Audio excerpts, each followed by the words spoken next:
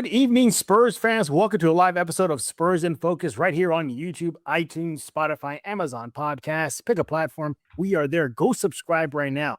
Even on YouTube Music. Seriously, we are everywhere. Go subscribe right now. Speaking of subscribing, go check out the Substack, Spurs In Focus Substack, completely free. Sign up today. My name is Jeff Garcia, longtime Spurs writer in San Antonio, and I thank you for making Spurs In Focus your first and only spot for all things San Antonio Spurs. You want to come here every day, every second, every week to catch up with the latest of silver and black, and boy, do we have a good one for you. Joining me, as always, is Mr. Rudy Campos, the sports answer himself. You have a sports question, he is the sports answer. He is on X at the sports answer. And Rudy, like I said, we have a good show for everybody. We're going to react to the Spurs 2026-27 regular season schedule. It's packed. A lot of people are asking, why is there a third game in Austin? Well, I'll tell you why. I got it exactly what you need to know.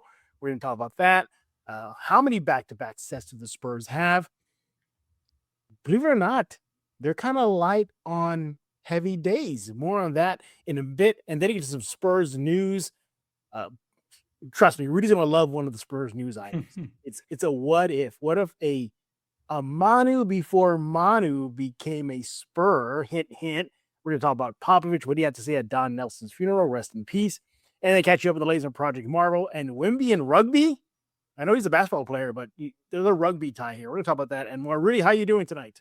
I'm very tired, Jeff. Very, very tired. Work week is kicking my butt, but I can't not go on with a Spurs In Focus live show. Absolutely, absolutely. But I thought you're like Batman, you're Superman. You can handle all that, can't you? Even those guys need a holiday or a break, man. So yeah, I am them, but I'm not them. Put it that way. You sure about that? Because it's when Batman went on a break, that's when Bane attacked and wrecked him. So, well, so you're saying I should work 24 hours a day then? Yes, I think you should. How much money you would make? That'd be interesting. By the way, you like my shirt there? Can you get more evil than this? Cobra and Decepticon. Wow. Where did you get that? That is crazy. I got it at one of the many Comic Cons I host. It was somebody that had its table, and I said, "Yeah, that's right up my alley. I'll take it. Sign me up." Perfect. Do you ever get free merch from vendors? Occasionally, I do. But the caveat is, well, let me rephrase it. I do get free merch, not for myself, but they do little gift baskets, and they want me to hand it out at the panels.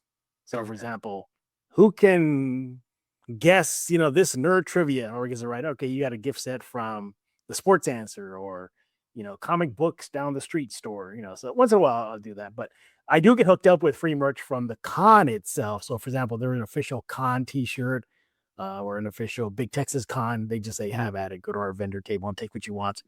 So, but that's it, man. Yeah, that's it. Lucky guy. Man, I can't wait for Big Texas Con. Alan Tudyk is coming to San Antonio. That's huge. What would you get him to sign? Just before we go, what would you get him to sign if he had one? Man, that's a good question, man. There's a K2SO. Whew. I think something Clayface. He's the voice of Clayface in Harley Quinn, the HBO Max series. And he plays him real goofy. He's like a aspiring actor, so he tries to take on roles as a villain, but they dupe him into thinking it's a role when he's actually doing something evil. So, hey, go play this role of a bank robber. Oh, the role of the life, and he does it. So, it's K2. So is K2SO from Star Wars? I mean, Rogue One. Oh, Rogue One. Hot take that it is the best Star Wars movie of all time. Imagine, even better than Empire Strikes Back.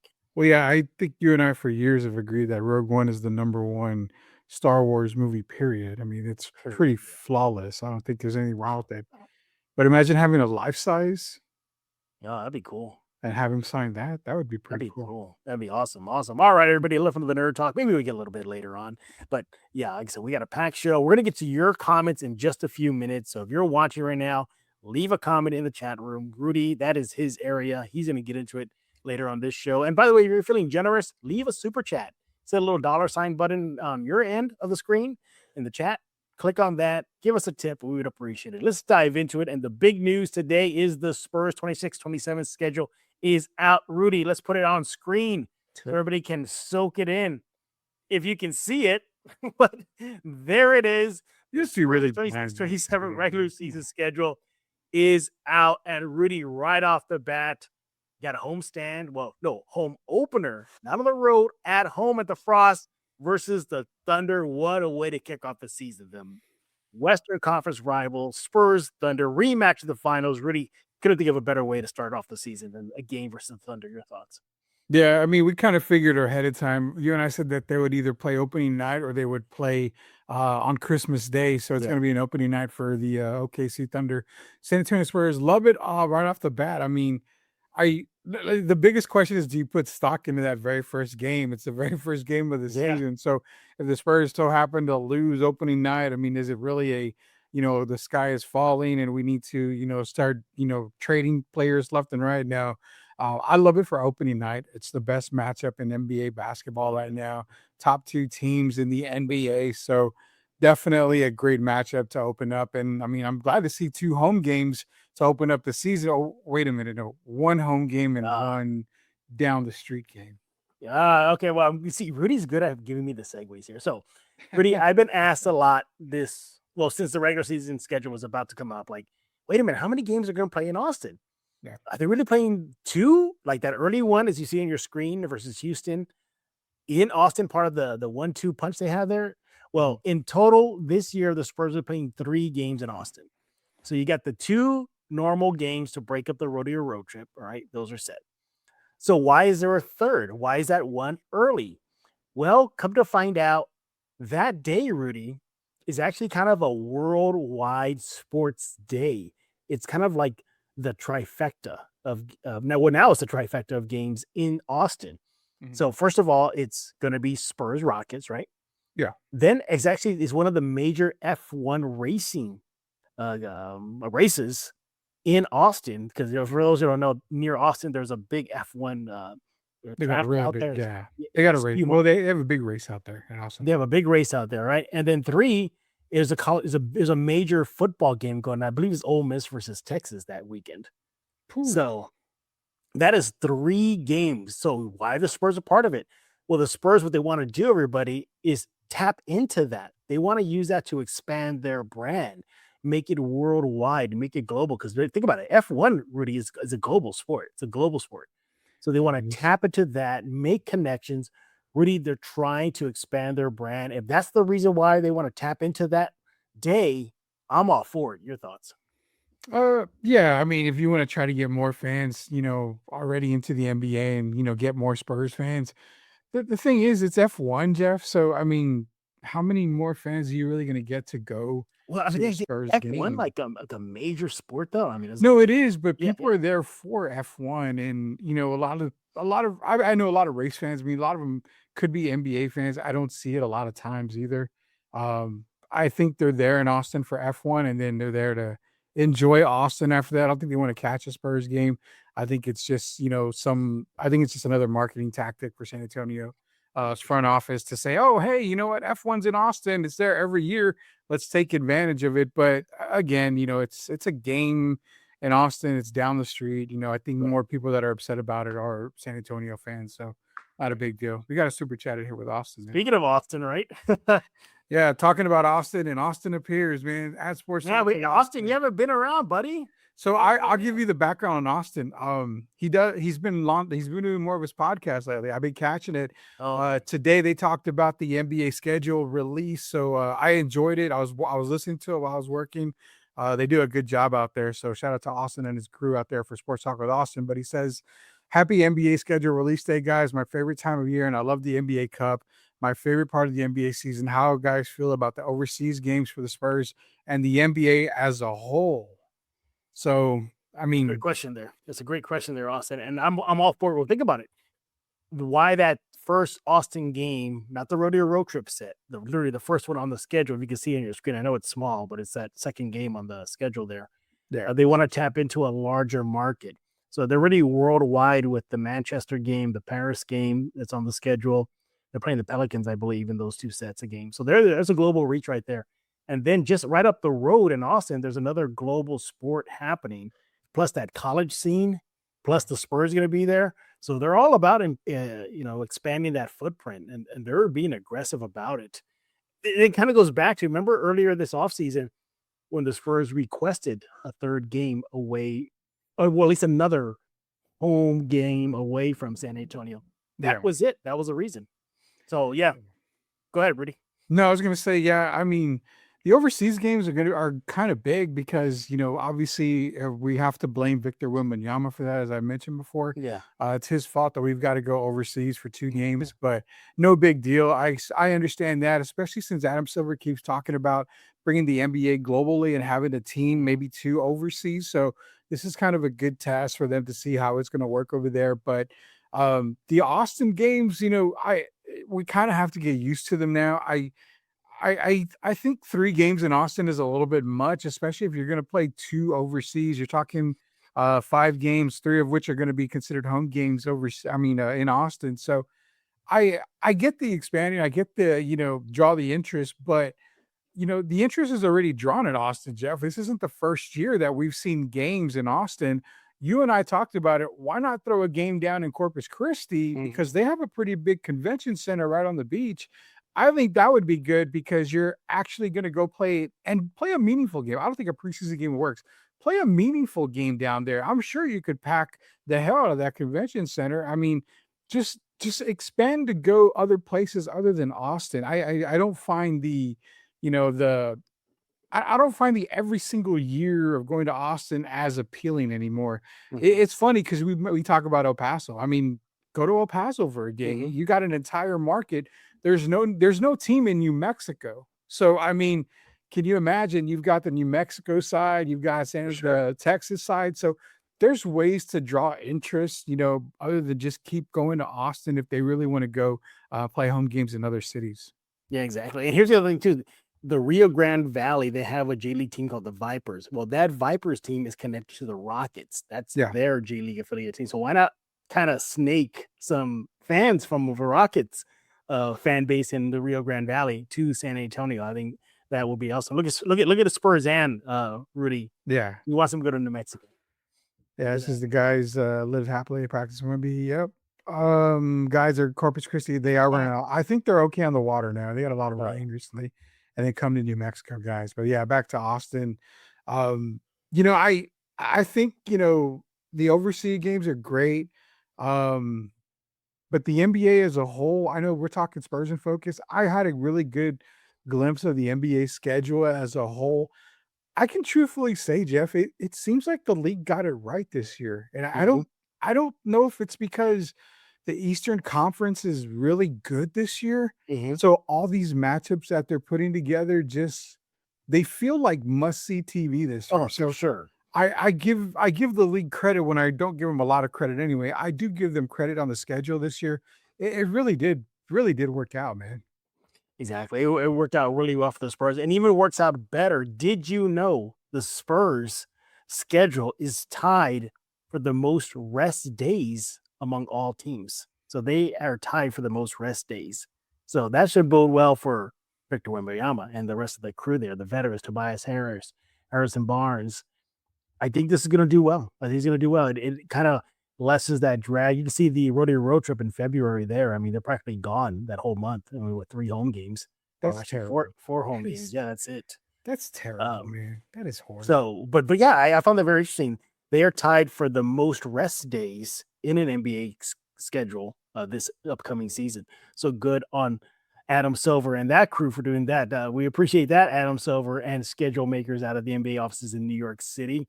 Some other little notes about the Spurs schedule. Rudy, 13 back-to-back games this season. The Spurs are among the teams that have the most back-to-back. So I guess kind of balances out. You've got a lot of back-to-backs, but you got a lot of rest days. You think it kind of evens out that way? Somewhat. I mean, I'm a firm believer in 80s and 90s basketball where back-to-backs were just part of the game and your stars played back-to-backs. They didn't have any rest days. Rudy, back then it was back-to-back-to-back. Remember this? Yeah. NBA teams used to play 3 games straight. There's great stories behind all that, and you didn't see anybody taking a break unless they were severely injured. But I think the back-to-back, having 13 of them, just shows how popular the San Antonio Spurs are, especially with Victor, and then the rising core, the young core with Dylan Harper and Stephon Castle. I mean, the team is young. They're coming off of a finals run. they're a lot of teams are going to want to be able to, like, they're going to want to play in a lot of cities. The NBA is going to try to help them out, give them days off for rest, but give them back to backs as well. What Mhm. that does, Jeff, it also kind of, for me, a back to back is kind of great because you coming off of a great game, you're coming off of a good victory. You want to get back on the court a lot of times as a player. Mhm. If you're coming off of a bad loss, Right. there's no better time than getting back on the court the very next day to try to redeem yourself after a loss like that. So I'm one that prefers back to backs, and I'm glad to see that they've got quite a few this year. But you're right, they got a ton of rest days too. So Mhm. it's going to work out fine for San Antonio.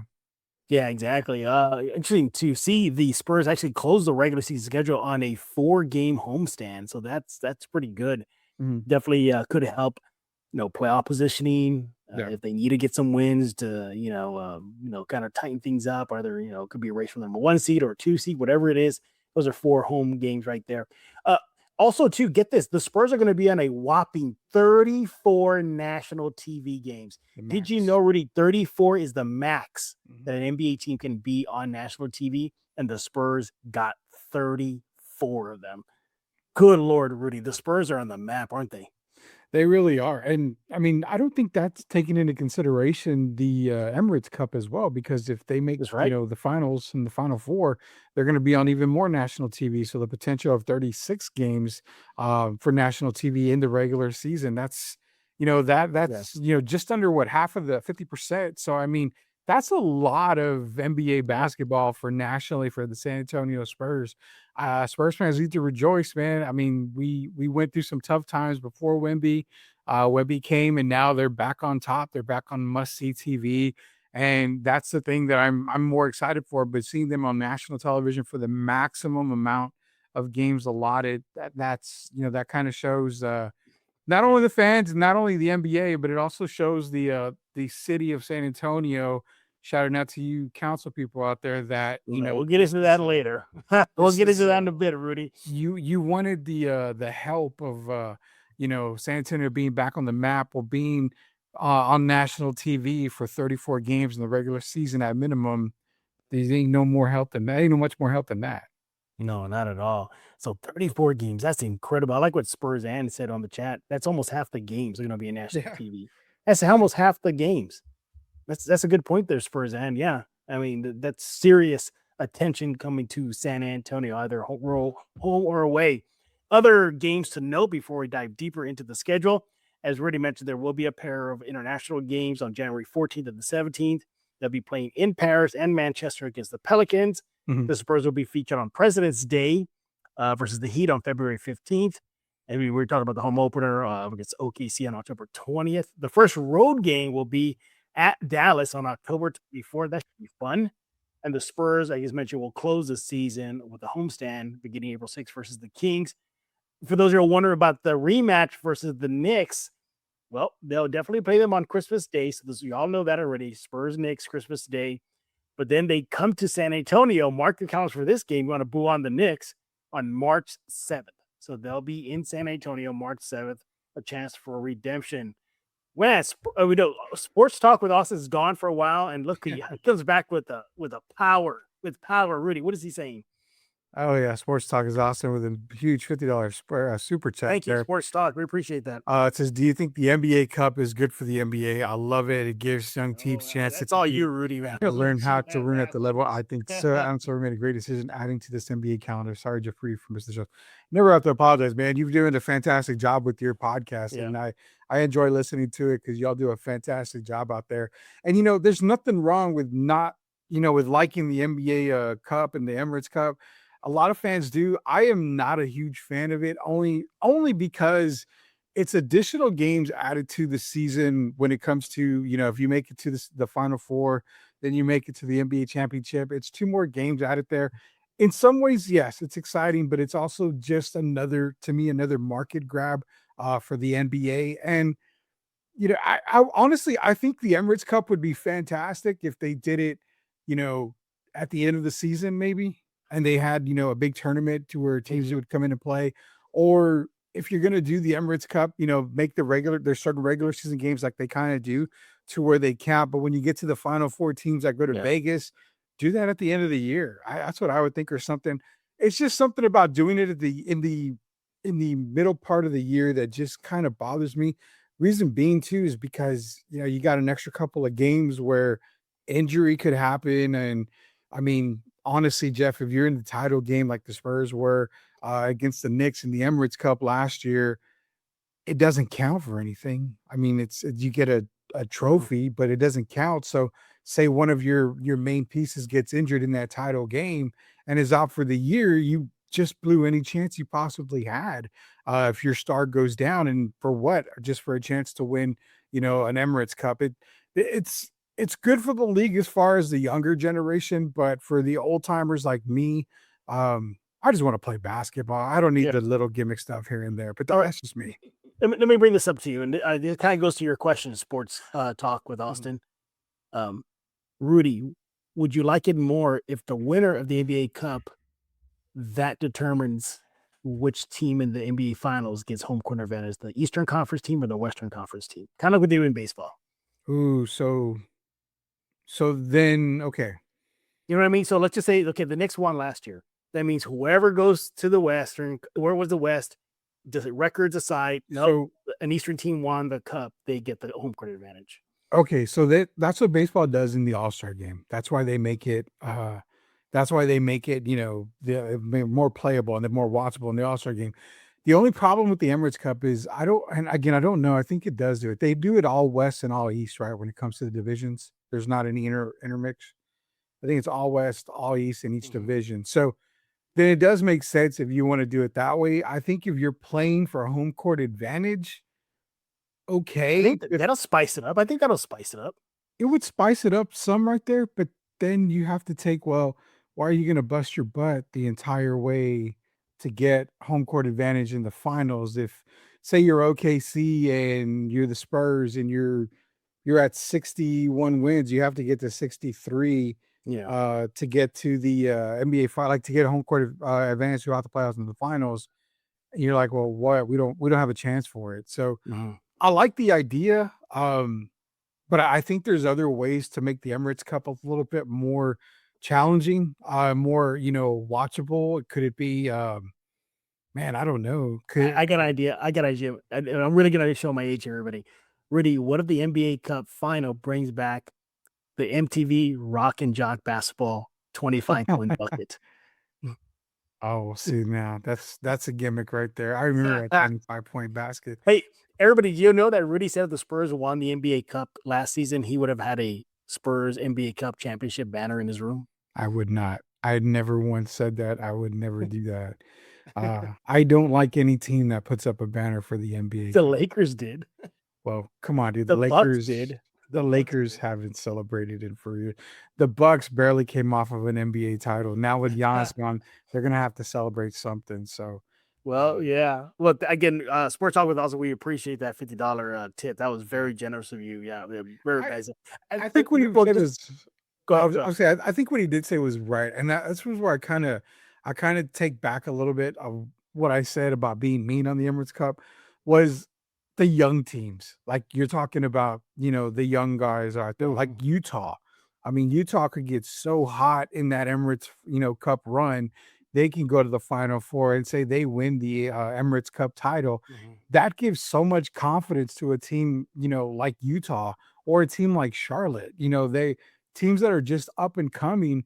Then it makes sense, Jeff, because then these teams could go on an epic run for the rest of the season, and it could change, how they, finish the season or something like that. So he does make a fantastic point on the young teams. I'd hate to see a team go down with injury or something, man. That's what I really don't like.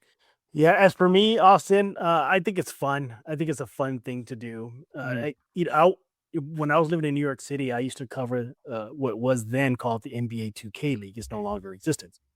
But did you know the NBA 2K League was the first NBA property to start implementing in-season tournaments in their league?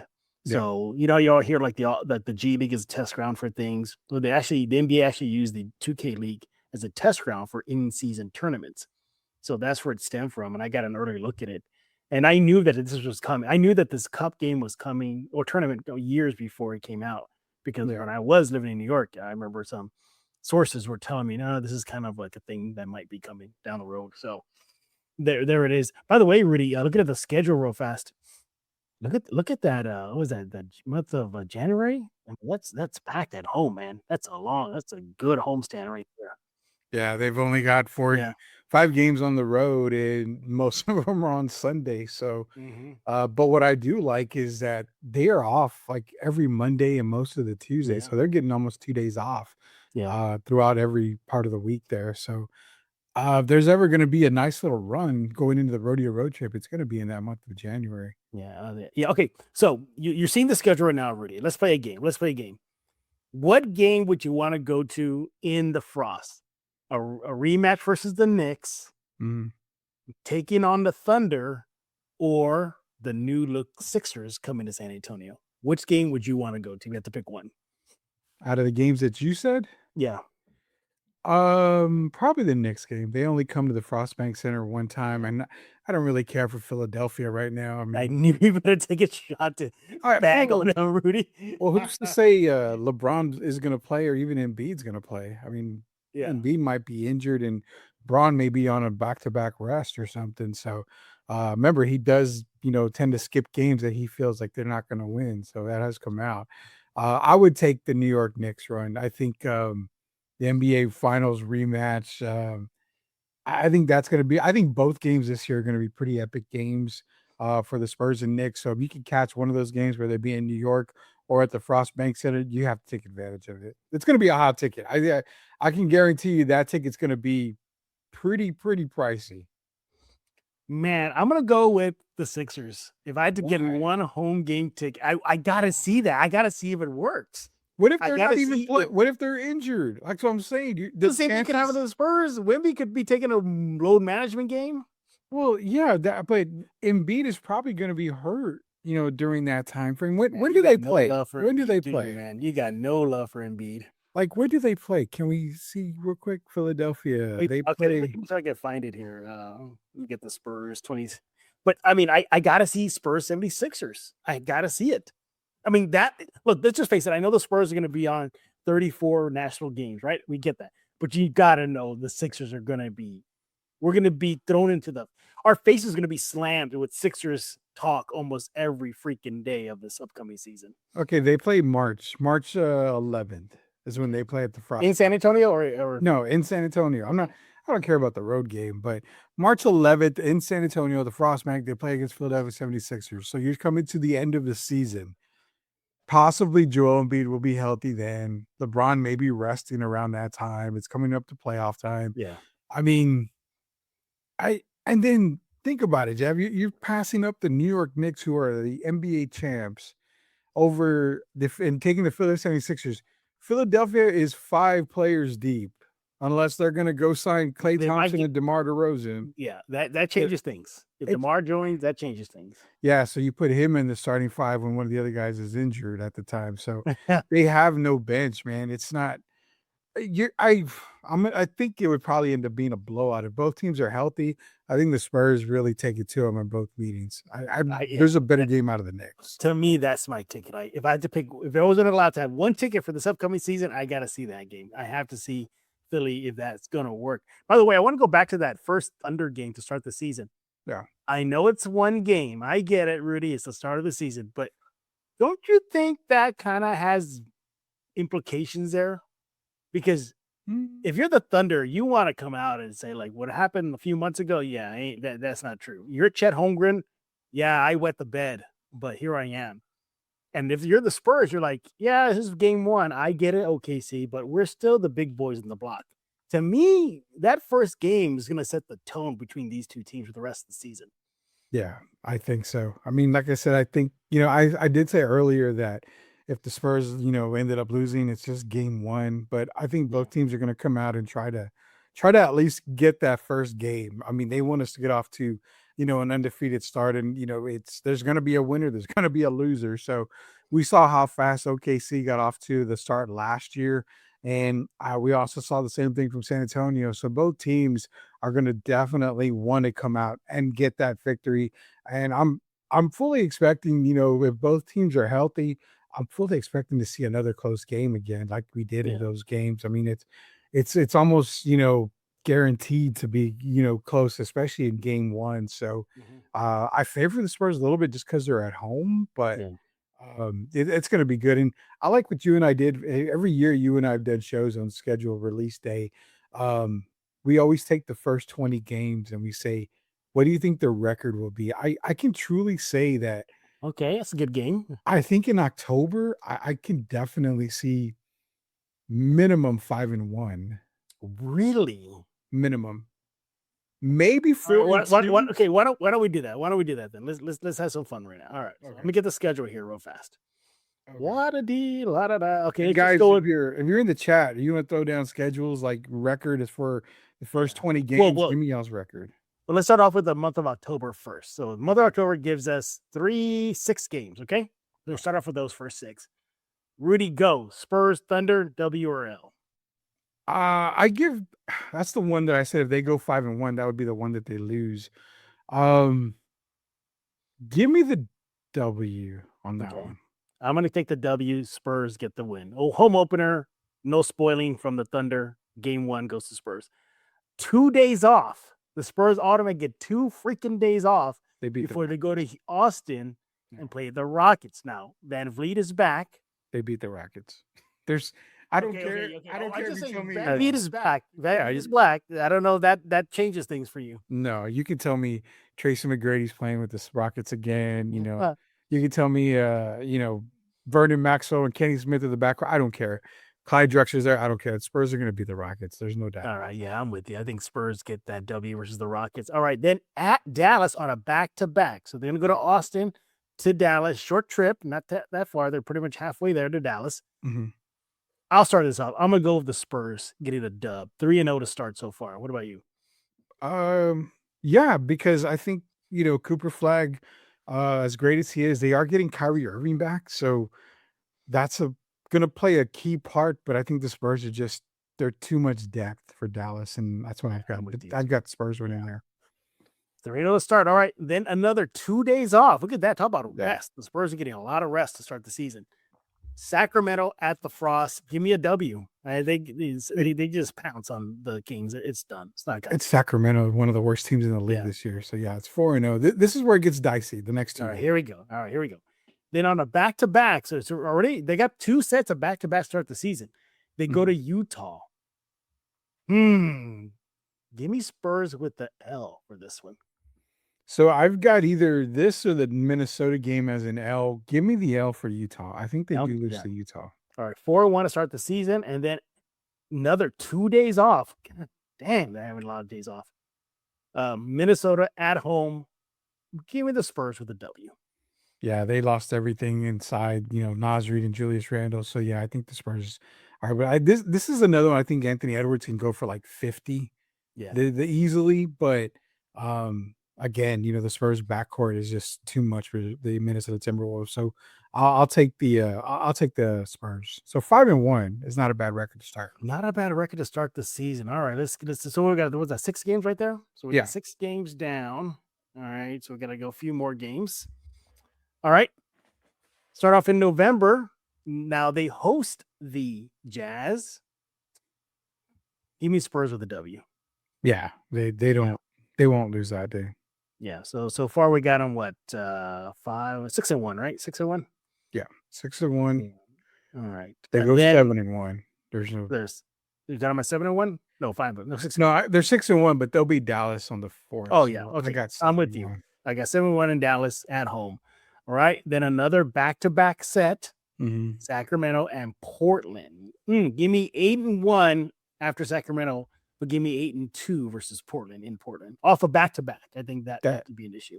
That doesn't change my mind. I got 8-2. You got 8-2. Portland added Ja Morant, and I just think Portland knows how to play San Antonio, and I think they'll come back a little bit better. So I think Ja Morant. I think historically he puts up good numbers versus the Spurs. Yeah, he really does good.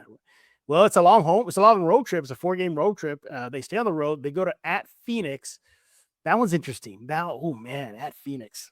What have I got him at? I got him at 8-2 right now. Give me 9-2. I think they get the win in Phoenix. That's a toss-up for me. I'm gonna go 8. I'm gonna go 9-2. I'll go 9-2 with you there. Okay, day off, and then they go to Chicago. Tiago Splitter now at the helm. Chicago, man, I feel like they're like kind of about to be in the rebuilding phase soon. Whew. Give me 10-2. Yeah, I get the win. I'll take 10-2 for that. And this is true. The Tiago's not in Portland. We both had Portland losing to the San Antonio Spurs, and that is true. They're gonna be 10-2, like you said. I could see them beating Portland and losing to Chicago. I mean, in that 4-game road stand, they're gonna lose one game at least. Yeah. So, but yeah, we're both got them at 10-2. And Genesis Lozano with that comment, I appreciate that one. What did she say? No, about Tiago. She says, but no more Tiago in Portland, so they give us that. So that gives us an edge. Okay. That's true. That's a good comment there. All right. Then they get home on November 13th with a date versus the Warriors. Steph Curry. Oh, man. Like 11-2, man. I think they get the win over the Warriors. 11-2. Yeah, man. Steph Curry's on the verge of being traded. I don't care what it says. So yeah, give me them. Do you think he finishes the season a Warrior? If they get off to a horrible start, no, definitely not. Yeah, I'm with you. I think they gets dealt if they're Got a super chat from Austin. All right, what we got? He says, which game will have more tension, passion, and bad blood? Opening night, Western Conference rematch versus OKC Thunder, or Christmas Day NBA Finals rematch versus the Knicks? The Thunder. Thunder, Austin. Great question. And I'm going with Spurs Thunder. I don't disagree. The Thunder, you saw more hatred than you did for any other team when it came to OKC and San Antonio. The Knicks rematch on Christmas Day is going to be fun, but ultimately it'll be more spicy because of the fans in MSG. The fans were more about it than the players. Spurs knew they let it get away from them. I think to them, there's no hatred for that. They basically hate themselves for what they did and how they played. But with the Thunder, God bless, they have a whole lot to prove for both teams there. Yeah. All right. So right now we got them at 11-2. And by the way, thank you, Austin. We appreciate that. So 11-2. Where are we at right now? All right. So we're with the Golden State. So we're going to Utah again. Yeesh. Something about Utah scares me this season, man. They got the size, they got the youth, they got the athleticism, and they got the coaching. A guy who knows all about the Spurs, Will Hardy. I think they get the win there. I think this time they lose again. I think Utah might be that team they gets under their skin this season. Could be. I got them at 11-3 now. You got them at 12-2? No, I got them as 12-2. I got them at 12. Wait, hold on. You got 12. I'm gonna run it down. You got 12-2. Yeah, I've got them leading. I got 11-3. Okay. Detroit at home. National game. A day off. Oof. You know what? Give me the Spurs with the win. I don't know what's going on with the Duren thing. I think Duren, I don't know if you knew this. Duren always puts up his career numbers for the Spurs. Seriously. Yeah. Like he just goes off the Spurs. So, but I'm still going to take the Spurs. I got them at 12-3 now. What about you? 13-2. I'll take the 13-2? Spurs over Detroit. All right. Clippers at let me see. 13-3 for me, Rudy. The Clippers are in a mess now. The whole scandal going on right now. No. Why don't we just go over the next 3 games, because I've got them winning the next 3. I'm sure you do too. The Pelicans and then Sacramento. Oh yeah, and at Portland, usual. I don't know. I think I get them in the next. I got them in the next 3. Yeah. So I'm gonna go 16-3. That's 19 games. That puts me at 17-2. 17-2. So we're missing 1 game. So we got to go to that Laker game then. We'll stop off right there. That November 27th game, LAL at home. Oh man, the Lakers, man, they really went all out the moment they traded LeBron. I mean, the moment LeBron left. I mean, they just added a bunch of pieces there. I think it'd be a feisty game. I have the Spurs losing. I hear the Spurs winning. As a matter of fact, I think we see the Spurs first losing streak. I have them losing the Lakers and then Boston. Man. Both home games too. Well, we both finished 17-3 for the first 20, but we have different teams they lose to. I got Utah being a problem. You think they'll split the first 2 Utah games? Yeah. Yeah. Austin's back So with Portland is a sleeper team in the West. Look at, and they are. Portland is really, really good this year. I just think coaching, if they would have kept Thiago Splitter, I think Portland would have been a playoff team. But because he's not there no more, I think that you're probably looking at maybe Portland still being right in that play-in type of tournament type of team. But the Austin's right. The West has a lot of good teams that are up and mhm, coming. Portland, Utah, even the Pelicans can make some noise. That's not mhm. this downgrade them. They can make some noise. So there are teams that can't do it. Portland being one of them, and that's kind of why I see the Spurs kind of struggling with Portland. Maybe he's spending the first 2 games with them. Yeah, as I keep on saying on these shows, everybody, remember, look what happened in last year's playoffs. Of all the teams the Spurs faced, it was the Blazers that gave them headaches. Yeah. It was the Blazers that had consecutive 20-point leads on them. Yeah, so that's very interesting. But as much as Austin, I know you got Portland as a sleeper team. I actually got Utah as the bigger sleeper team. If that makes sense. On the West, I think with the Blazers, everybody knows that they're up and coming. Utah is still kind of unknown. They got to see if they get it done on the court. Yeah. So I got Utah as my sleeper. All right, so we got the first 20 Spurs games. We both got them at 17-3. Anybody put any predictions in the Spurs chat? and she's got 15-5. And 15-5. I think Interesting. that's what I took last year. After the first 20, I told you that I think I Yeah. saw 15-5. But they had a pretty easy schedule to open last year with, and Mhm. they did really good. They took advantage of it. And I think their schedule to begin the season, it's relatively easy. You've only got It is. OKC's a threat. Houston was a playoff team, but not really. Minnesota downgraded. Utah's an up and coming team. Dallas is going to be a little bit better, Yep, they are. but I mean, think about it. It's Detroit and Oklahoma City are the only 2 teams that were really damn good teams and threats last year in the first 20 games. Not even the Lakers. I mean, Mhm. they got good, but we don't know how they're going to play with this new staff that they have, these new players. So out of the first 20 games, Jeff, there's only 2 legitimate threats. So let's hope the Spurs don't sleep on some of these teams. I mean, look, 17-3 or like Spurs and put 15-5. That's still a great way to start off the first 20. I think we have another person gave it their prediction on there. July 93-26. 17 They to got 3. 17-3, so they're agreeing with us there. So, oh yeah, I Yeah. forgot about that. What Genesis said, I forgot Risha Shea is part of the Dallas team now. So And that's the thing with Dallas. They're yeah, gonna be better. They're gonna be a lot better. Kyrie's back. They got Risa Shea. Coop is there, Cooper Flag's there. They've got a lot of good players in place. I think that they can make some noise. I'm worried about the depth part. The Spurs still have them on the depth part, on the depth charts, but I fully expect Dallas to at least be a play-in team. yeah, exactly. Yeah, I think Dallas is going to be starting to be a team to notice. That makes sense. Like at the end of the Yeah. season, we're going to be like, watch out for Dallas next season. I think that's how we're going to finish with them as well. But Yeah. no. I mean, it is a great schedule. Again, I would say with all the breaks that the Spurs are going to get, like days off. I mean, we should see a healthy dose of Wimby. We should see a healthy dose of all the players. Yes, they'll play with the allotment of games off before any of the awards start being impacted. You go to X amount of games you can miss before you're not eligible for awards. Yeah. But I think they'll play it smart.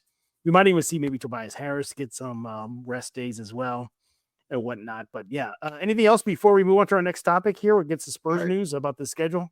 I got one thing to ask you, and this is a pretty critical question. So What's that? we saw Wemby play 29 minutes a game last year. This Mhm. schedule feels like it's more spread out.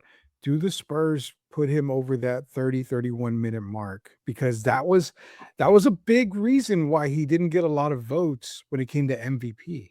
And he got gassed in the finals. And he got gassed in the finals. So do they uptick his minutes per game in the regular season, considering that you've got like numerous times where you're getting multiple days, at least minimum 2 days off? I could you possibly see them upping his minutes per game? To 31, 32? I got them. I think they're going to be conservative again. I think they're going to stick to about 29, 30. I think So then we can't complain when he's not an MVP candidate. Or he's a candidate, but he's not going to win the MVP award. Because he's not going to put up the stats. He can still get it if the Spurs have one of the best records. But he's going to have to put up better stats. Then he does. I do expect him to have better stats. Kind of leads into some Spurs news we're going to have why I think he might be able to do that. Mm-hmm. But I think I got him around 29, 30. I think the Spurs are, and then him too. I think they're very self-conscious about wear and tear on his body and the longevity of a season. Yeah. I think he learned a big lesson about getting gas and, late with a deep playoff run last year. Part of me thinks that not even they thought they were going to get to the NBA Finals. And then next thing you know, like, oh man, we didn't plan for this physically. Now here we are, and now we're tired.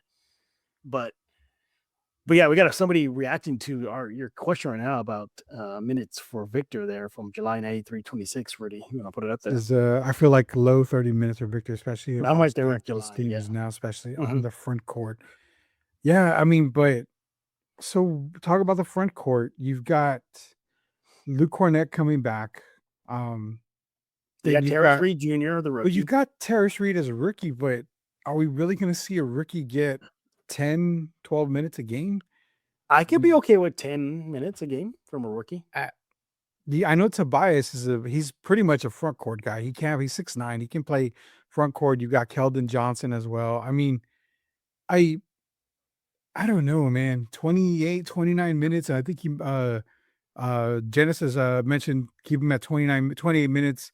How about you, Genesis? Keep him right around 30. But then you go like Genesis said about the finals. I mean, he was so gassed in the finals because he was not used to playing 35, 40-minute games. So it's kind of a win-lose situation here. You can win in the regular season, but if you get to the finals and you need to play him 35, 36 minutes, he's not accustomed to it. So the Spurs hands 30, 35 minutes. 35 ain't gonna happen. I don't know. I could, but I don't think it does. I mean, I don't think they'd use him like that at all. No, I just think the Spurs are gonna spur and they're not gonna put a lot of minutes on him. Yeah. I think that's I got around 29, 30 average around there next season. I think that's good. That's good. Yeah. Again, you want him. They're going to maximize the load management. They're going to maximize those games off where you become ineligible. Yeah, let's figure that. They got 0 minutes. If Genesis was on the live shows after every finals game, you would have saw how heated we were. We kept screaming like, Bismack, Olynyk there. Plumlee. All you need is 5 minutes from one of these guys just to get in there and just do a little bit of damage. That's all you needed. You didn't need much more than that. Yeah, but no, for me, it's for final thoughts of the schedule before we move on here. I'm just really like how the Spurs have so much time off. Yeah, it's gonna suck for fans. Like, look at that January stretch, 3 days off in between games. Mm-hmm. Look at the very beginning of the season, 2 days off, another 2 days off. But I think it's gonna bode well for the Spurs down the stretch. And I mean, it does get a little almost every other day. If you look in March, Rudy, it's pretty practically every other day. There's like a 2-day rest in March. Yeah. And then there's practically just a 1-day rest in April. But I think that'll bode well for the Spurs. So, my big takeaway is just the amount of rest the Spurs are getting. I think that's going to really, really look good for the Spurs down the stretch. But hey, those are our thoughts on the schedule release. I know there's so many highlighted games, like I mentioned, the Sixers game, Thunder game, throw in Utah games, so many games out there. And it's going to be funny, really. I think there's going to be a lot of people tuning in for Spurs versus Eastern Conference teams this year, more so than the Western Conference teams this year. I don't doubt that. I don't doubt that at all, man. That's Spurs Boston fun. Spurs Heat, Giannis there, and bam, 2 Twin Towers there versus the Spurs. That's going to be fun. We mentioned Philly, New York. Woof. It's going to be fun. But no, it's going to be a great season. I think tickets are on sale now. I mean, let me double check on that. Or they're going to go on sale very, very soon. Let's see. Okay, here we go. Regular season single game tickets go on sale to general public on August 14th. So tomorrow, basically, you're watching this today at 10 a.m. And don't forget, buy it at Ticketmaster, not somewhere else where you can't resell it down the road, everybody. Yeah. Do you think the Spurs fixed that issue? I mean, that was a bad look what they did to the season ticket holders that, well, I guess, technically violated the terms of contract. I think if you're able to talk to a season ticket holder that got affected by it, I'd like to know what happened after that. I mean, it's ridiculous, man. I mean, if you're a season ticket holder, Yeah, I agree with you. I think if it was a bad look. if you can't make a game during the regular season, you usually give them away or you sell them off. I mean, Yeah. that's the way it's always been. Now, because it happened in the finals, I get it. You don't want to do that in the finals, Yeah. but I mean, I don't know, man. It is what it is. It happened. We can't go back and change it. Mm-hmm. Rudy, I just think it's a bad look for the Spurs. You know, and there were some people that were long-term season ticket holders, and they got the boot. Yeah. So, Well, you know what? Don't build the arena then. Who cares? well, good Let 'em segue, do. Rudy. When we get back, let's catch up with some Spurs news. But before we do that, again, if you want to react to the Spurs schedule, let Rudy know on X at the Sports Answer. His original tag on X was actually called the Big Hunk of San Antonio. That was Rudy's original Twitter handle. I don't remember that. Probably was. I don't remember it though. You can follow me on X at Jeff G Spurs Zone. Yeah, so we get back, catch up with Spurs news, the latest on Project Marvel, and there's a little bit of noise out there. Got to get into it. Wemby and rugby. We're gonna talk about that. Popovich looking good, and a little game of what if with Mr. Rudy Campos. What if a player that was considered Manu before Manu came to the Spurs? Did you know there was a shot that could have happened? Who is that mystery guy? We're going to talk about that and more, and of course, get into your comments that you're all leaving in the chat room. And Rudy, before we hit the break, got to remind them about the super chats, right? Yeah, appreciate Austin and everybody else that does give us super chats. Again, super chats are a great thing to help us keep going. We got to turn the lights on. We got to keep the lights on here for the studios that we use. So by doing that, you can tip us by sending a super chat.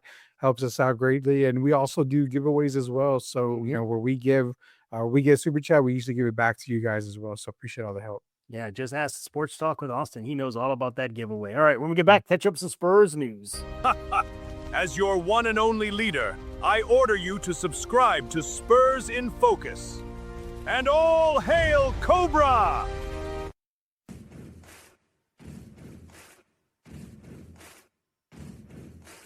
I had to go with Cobra Commander because I'm wearing the Cobra snake there. By the way, I don't know if you saw this on my Twitter feed today. I showed a retro commercial of the Cobra Rattler. Cobra Rattler. You think you can handle that bad boy? I think so. I think powerhouse, man. That's a powerhouse. It was a big time powerhouse. I think I could. I really think so. Would you have rather been the USS Flag? Is that what it is? Or yeah, the Flag. Yeah, I think at that time was the biggest playset in the. And to think it cost $100. If I could go back in time, I would have just gone to the aisles at Toys R Us and just like this, load up everything, just throw it in the freaking cart, man. I want to save this for years from now. Yeah. By the way, did you hear that story that a GameStop somewhere in the United States was going through some inventory and they found an old box of unopened Mario Duck Hunt cartridges from the 80s that have never been touched, never were released to the public? Never. I did not hear that. Wow. Yeah, and they're going up for auction. They were the PSA grading came back, and they're like some were hitting 9.5, one hit a 10, and they're gonna go up for good money at auction. But how do you not open a box from the 80s of vintage Nintendo cartridges? That's wild, man. I have zero idea. I mean, GameStop, somebody hid that box for a very long time, and they hit it very, very well. All right, let's go to get some Spurs news that you may have missed. You probably did not miss this one at all. Project Marvel, you thought it was over, right? Voted yes, narrowly, but still voted yes. You're going to go forward, right? And technically, the Spurs in the city have gone forward. The Texas cultures is no longer. They're smoothing that area out there. They're already getting plans up, et cetera, et cetera. Well, y'all know by now, the mayor of San Antonio, Ortiz Jones, she wants a revote on the proposal. Her theory is, well, the Bexar County residents voted on the county contribution. She says now it's time for city residents to vote on the city contribution of $489 million. All right. So she wants this proposal to be on the upcoming ballot, but she has till August 17th to convince her colleagues on the council to get it done. All right. So y'all know that part, right? That's just the quick and dirty. All right. There's a lot more intricacies, but that's basically what it is. Well, she actually does have somebody on her side. District 2's McKee, I think it was McKee Rodriguez, if I have that right. He shared a video of his thoughts on the proposed, the mayor's proposal about doing a revote for the city residents. And in a nutshell, he said he's voting yes. He said that the deal from his point of view is horrific, quote unquote. He said there's new information that the city and the residents need to discuss, cites that growing city deficit. And interesting, he mentioned that sports venues routinely fail. He said there's no proof that it actually works, and he wants revenue sharing, like naming rights, et cetera, et cetera. That was it in a nutshell. First of all, I had an issue with him just being, I guess, not professional looking because he did it in bed in a tank top with his tattoo showing, and he had a nip slip too. So there's that as well. So look, Mayor Jones, she needs about 5 other council people to join her in her cause. So I think she has 3. There was a third councilman or woman out there that is going to say yes. So that's 3. Her, this guy, McKee Rodriguez, and another individual. She's still short 2. Rudy, your thoughts on the latest development, McKee Rodriguez saying yes, he's voting for the revote. And ultimately, I don't think she's going to get the necessary people on her side to get it passed. Well, I think McKee Rodriguez was actually one of the council people against Project Marvel to begin with. So it didn't really shock me that he came out and said, he was going to vote yes to get the ballot thing. But, I think it again shows the misleading direction that the mayor and certain council members are doing to the fine folks of the city of San Antonio. I mean, you're talking about they keep mentioning $489 million and all this stuff, which is only supposed to go towards entertainment, sports venues or yada, yada, yada, or it goes back to Austin. It becomes state fund again and it goes back somewhere else. It actually came out, and shout out to Jordan Elder from WOAI. She's the mayor, and the mayor, she asked the mayor why are you mentioning this $489 million? And, the mayor basically corrected herself and said, well, it's not about the $489 million. Budget. It's about the budget and da-da-da. So that's the part that I don't get. And I don't think I'll ever get it understood, is that you're facing a city deficit of 150 million, 152 million, whatever it is, but you're complaining about the Spurs fitting the bill with money from the state that doesn't come out of, any taxpayer's pocket. Why do you keep mentioning Project Marvel as if it's going to come out of the city's budget? One thing that she mentions is, well, you have to have more officers. You have to have more of this. Oh, and that part I totally understand. But she's using the key words that I've told you for already a couple months now. If she ever uses the keywords property taxes, all shit and all hell is going to break loose. And that's exactly what they're doing. They're mentioning property taxes when property taxes have nothing to do with Project Marvel. She's mentioning property taxes, and she has her meetings at senior centers, at places where it affects senior citizen people who have to pay more in their property taxes. If I'm not mistaken, they haven't had a property tax hike since the 90s in San Antonio. Yeah. So again, you're misleading a lot of these people. I really wish she would just come out and say exactly the hatred and exactly the reason why she doesn't like this whole Project Marvel thing. It's not being funded by her or the city. So take a back seat. Watch the Spurs do it. Watch the money roll in. You probably won't have another deficit when it comes to the budget because you're going to be making X number of dollars for the city. I do understand if they say sports venues, they do not succeed sometimes. Yes, that is a fact. There are a lot of times that sports venues do not succeed, but a lot of times the cities are on the hook for those. Mm-hmm. A la the Alamo Dome. We were on the hook for the Alamo Dome forever. The Spurs and the state basically are paying, the Spurs really are paying for this new entertainment district, this new arena, basically. If you don't need the hotel, if you don't want the missions there, if you don't want to put a concert venue, then that's fine. But the Spurs are paying for the arena. Yeah. You got to get off your high horse and you got to get your facts straight, because you're selling, all these lies to the citizens of San Antonio, and it's gonna come back to bite her in the butt really quick, especially if the vote goes through, Jeff, and they say no. They say no, we don't want Project Marvel after all. Build again.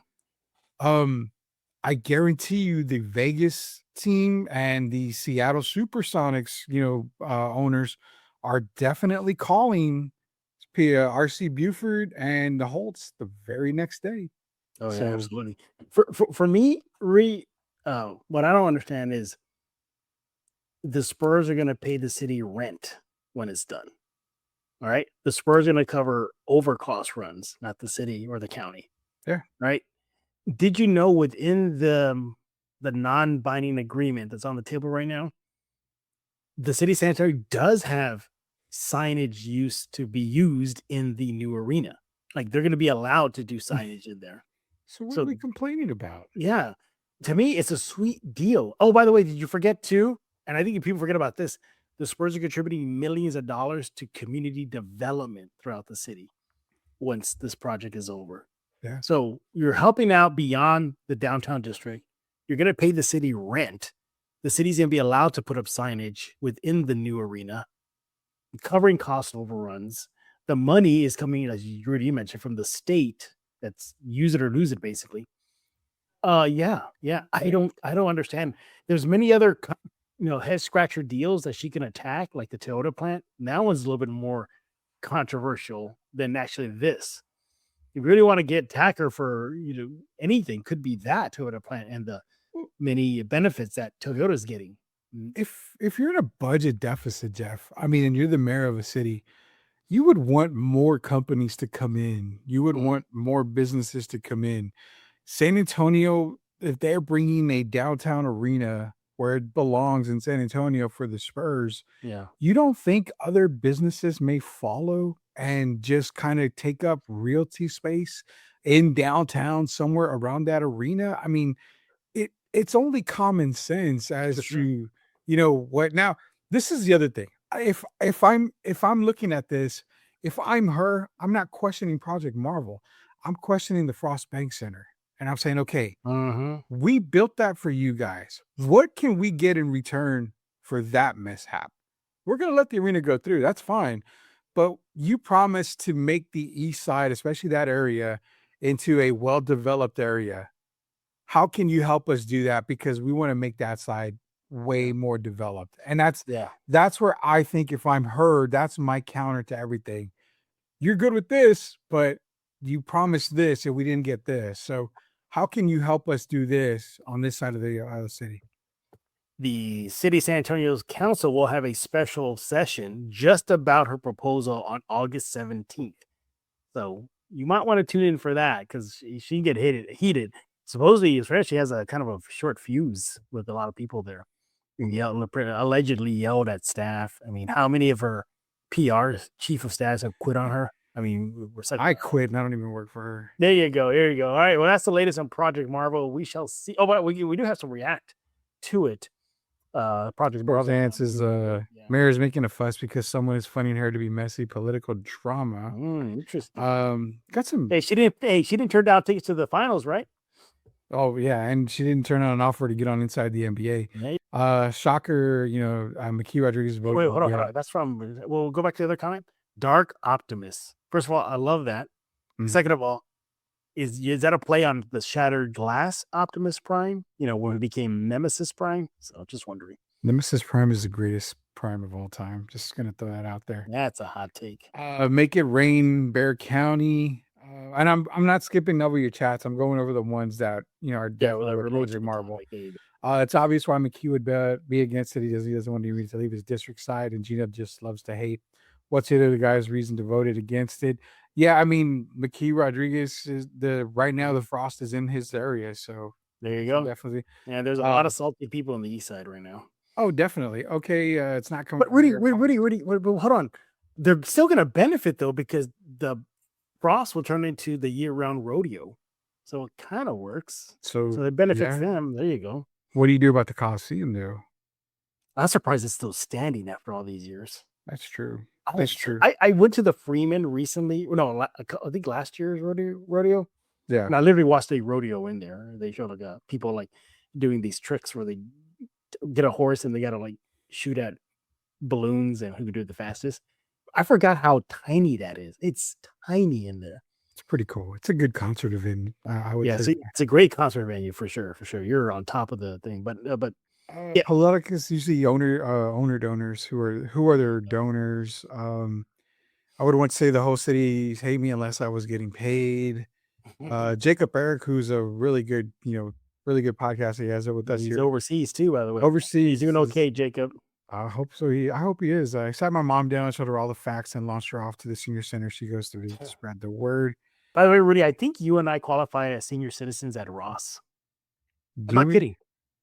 Really? I'm not kidding. I didn't know that. I'm gonna have to test that. Yeah, you actually get a discount. The fact that she compares the project to a larger market like Philadelphia project instead of a city that's more smaller. Yeah. OKC is the better comparison. I told you community stuff too.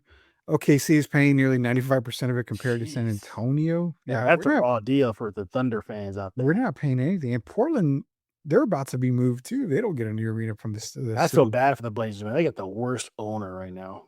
Terrible. Worst owner. Jones released a below statement. The people of San Antonio have voted to approve the county's contribution toward the proposed Spurs arena.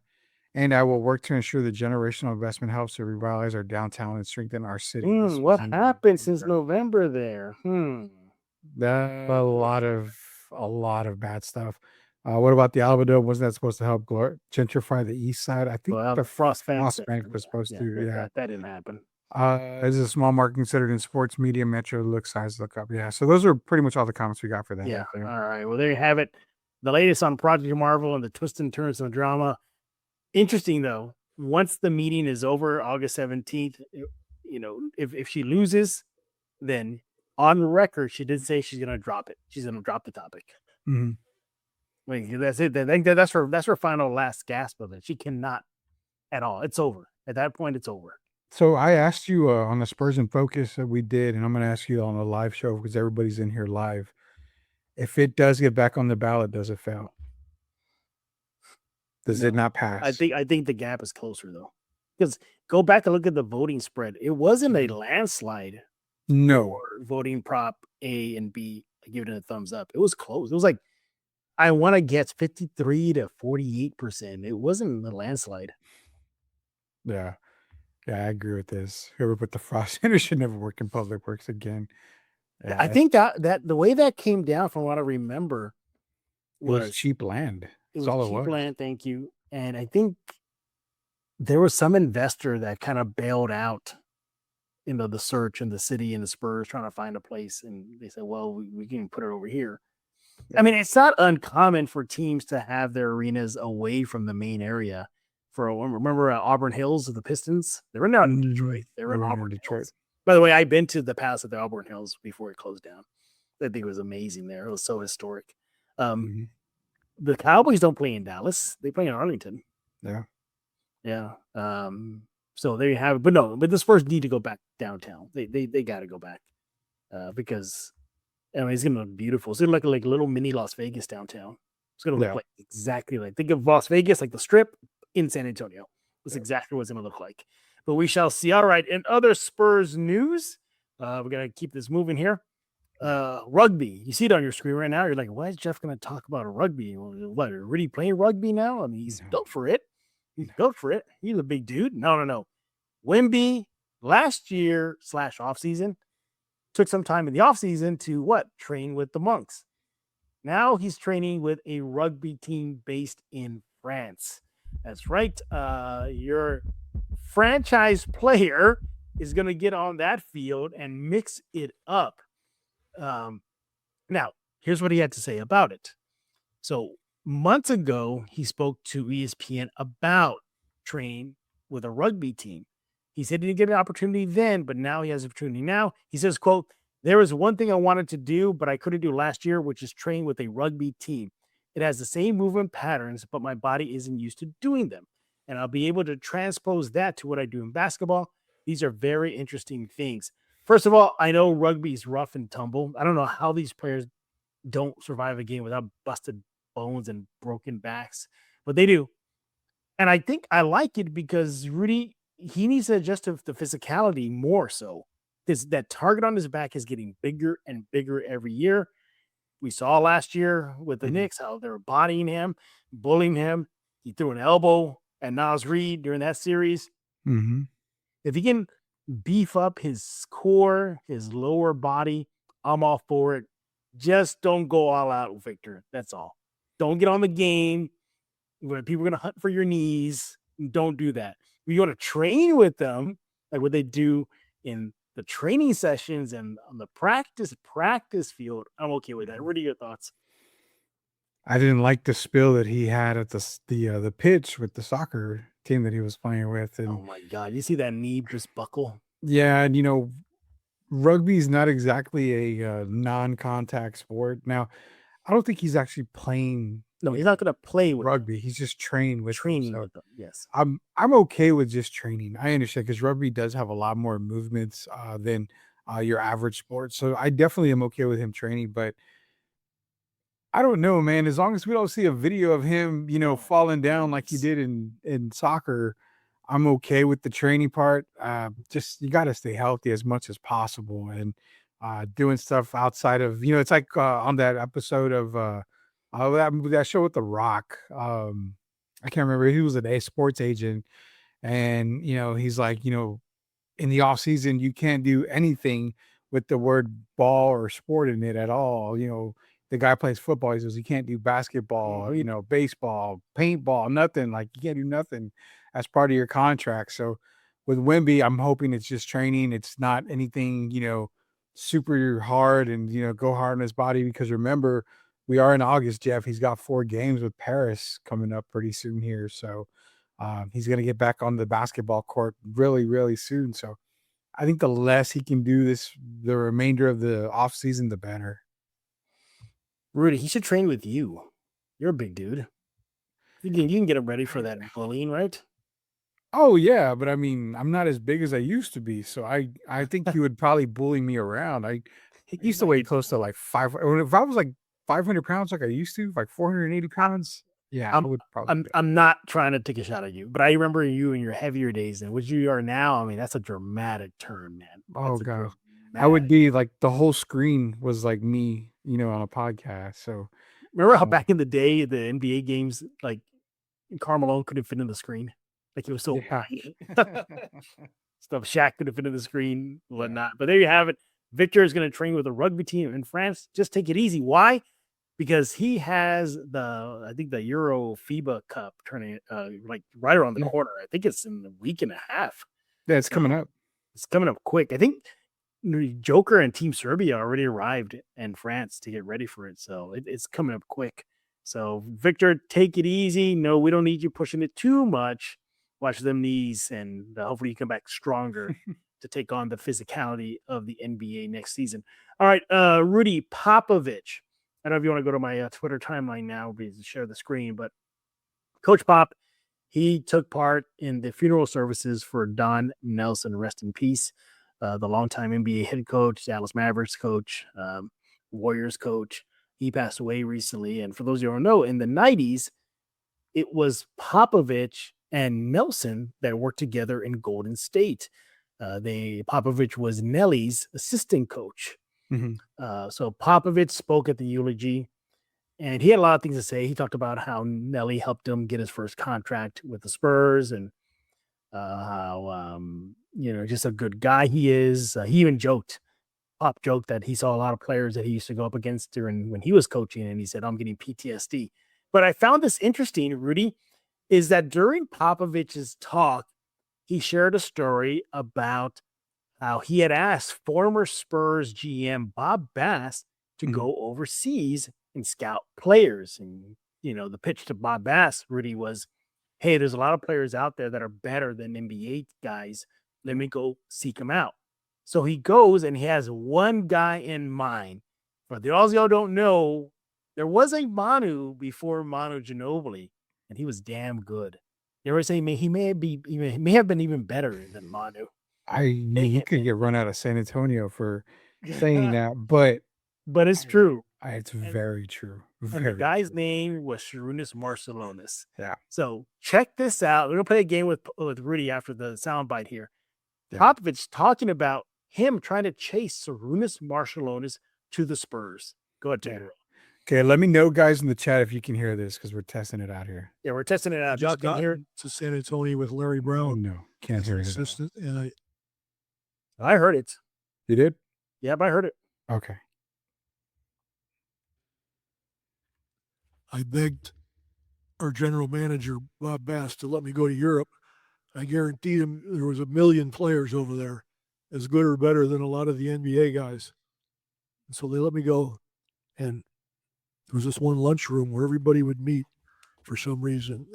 But coaches, but there weren't many from the NBA. There were very few, but Nelly was there. And he was looking at everybody, and I knew I was in the right place.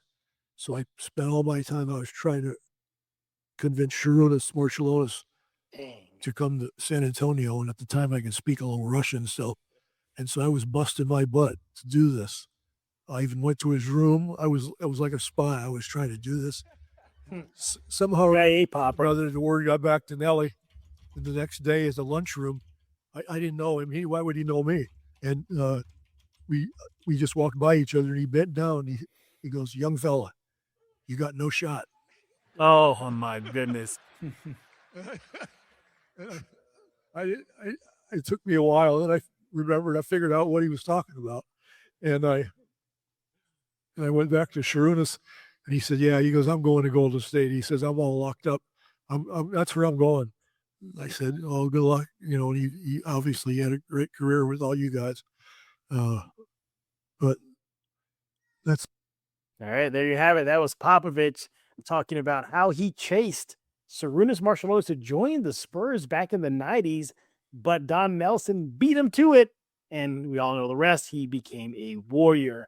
So that was a great story that Popovich shared at Don Nelson's funeral. But time to play What If with Mr. Rudy Campos. He loves these scenarios. So Rudy is a big fan of Sarunas. And as we mentioned, Sarunas was basically Manu before Manu. You know that Euro step? Yeah. Really wasn't brought to the NBA by Manu. It was actually Sarunas that brought it to the NBA. But can you imagine, Rudy, if Sarunas said, you know what, Pop, I'll go join the Spurs. What if Sarunas joined the Spurs? Could the Spurs have maybe won a title earlier in the season? Because they're in the year in their franchise history because David was about to be there. Sean Elliott was going to be there. What do you think? What if Sarunas was a Spur? You think he would have been like, damn, he's a good player. Like, because he probably would have been the focal point for a while. Golly, man. You're throwing the title word at me. I don't think they win a title with him. I think they get Western Conference Final, maybe NBA Final. Even with Sarunas. David and Sean arrive. That would have been David, Sean, and Sarunas. That's not bad. No. That's one of the better trios in the league. Sarunas would have got a lot more playing time because remember he was coming off the bench for Golden State. I mean, yeah, he had to when you were behind Chris Mullin, Tim Hardaway, and Mitch Richmond. So, I would say that they would get relatively close. Marciulionis was the real deal, man. But that would be the quickest team I could imagine. Robinson was the quickest center at the time. Marciulionis could go up and down the court and beat everybody up and down the court. He was crafty, man. Yeah, very crafty guy with the basketball. So I say they maybe would make a run at one title, but you're talking Jordan and you're talking the Lakers and, a lot of these teams, the bad boy Pistons. Yeah. Even Portland was very, very good at that time. So the Rockets had a really good team. So it would have been tough for them to win an NBA title during that period, but they would have been knocking on the door for every single season that they were playing. But good God, man. That's a tough one. I mean, they would have been, man. I think the trio of Elliott, Robinson, and Marcelonis would have been devastating. I think that would. I don't know. I mean, does that give Run TMC run? Because with the Spurs trio, that gives them a center, a legit center, an MVP caliber center, a solid 4, and a great 2. Because Marcelonis wasn't a 1; he was a 2, right? No, he was a 3. He was 6'5". He was a 3? Okay, he was a 3. All right. So that's not. Oof. Does that give you more flexibility versus a Run TMC versus, a Bad Boy Pistons? Because you get threats in the center spot, in the paint, and on the wing. Probably so. I think I'm trying to think. Mullen would have gone up against Marcelonis. That kind of. That would have been good. And yeah, Tim's right. I'm going to ask this to Derek when we talk to him tomorrow. Be a great topic to talk about. Sean against Mitch Richmond. Tim Hardaway would have a field day. Man, that's a good one. I think they're probably a little bit better than Golden State with that trio compared to Run TMC. But, Marcelonis averaged 18 points in 91, 92, 17 and a half in 92, 93. That's David Robinson rookie season, if I'm not mistaken, 91, 92. So Marcelonis won the most improved player of the year. And good Lord. They would have I think they would have made the NBA finals. They would have beaten Portland. But I think they would have lost the Pistons that year. He was second in the sixth round of the year voting when he was playing 1 year. He lost to Detlef Schrempf 1 year. That year he was just devastating for the Warriors. I think he averaged 20 points a game, right? In playoffs for one season. Let's see. I got it right here. Let's see. Well, his career averages, he only played 7 years in the NBA. He had a short stint in the league. Yeah, he didn't play very long. Yeah, 12.8 points per game, 22.4 minutes per game. Shot the 3 ball pretty well, 37%. Yeah. And inside the 3, 52%. He averaged about 2.3 rebounds, 2.2 assists, 1.3 steals, 2 turnovers, and about 3 fouls a game there. Man, oh man, I think they get close. I don't think they can. That would be enough to beat the Blazers, the Jazz. Because those 90s Jazz teams were good. They were just so good. Hornacek, Malone, Stockton. What did they have on that squad there? Antoine Carr was there already? Was Carr already there? No? I can't remember. Eaton was there already, right? Eaton was there? Yeah, the Jazz. Yeah. I mean, I could name you a bunch of Jazz. It was Malone, Stockton, Eaton, Thurl Bailey, Mike Brown, Bobby Hansen. There was a good amount of Jazz players there. Daryl Griffith, I think, was there at the time. Yeah, Sloan was coaching.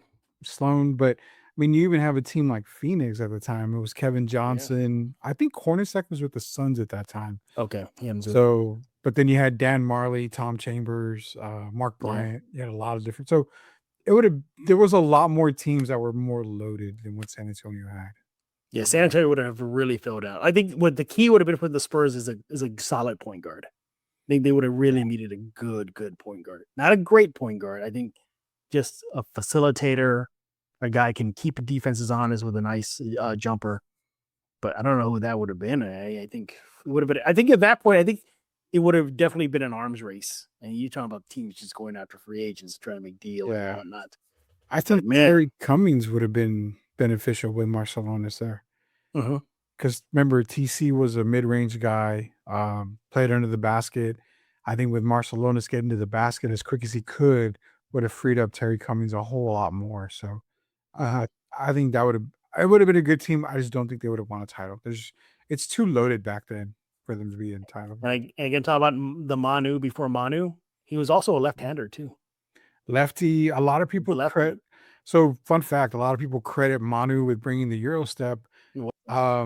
And you know what? Marcelonis was the first guy that the first one to do it. say, but he's not the very first guy to bring in the Euro step.